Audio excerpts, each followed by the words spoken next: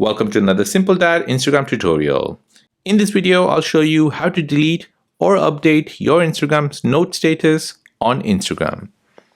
If you're new on the channel and you want to find out more about your iPhone, your Android phone, or any other social media apps, then go ahead and hit that subscribe button to become a part of the Simple Dad community.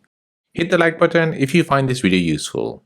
So if you've added an Instagram status on your Instagram notes and you want to delete it, then let me show you how to do this.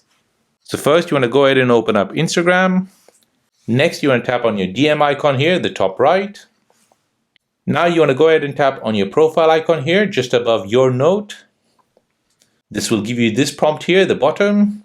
So to delete your last Instagram status, go ahead and tap on delete note. And now this will delete your Instagram status from your Instagram note. Next, if you want to replace that status with a new status, go ahead and tap on your profile picture, then tap on leave a new note. And now you can go ahead and share what's on your mind. Select who you want to share it with, then tap on share. And there you go, you've updated your Instagram note to a new status. So there you go, that is how to delete or update your Instagram note status on Instagram. If this video is helpful, then please subscribe to see more videos like this.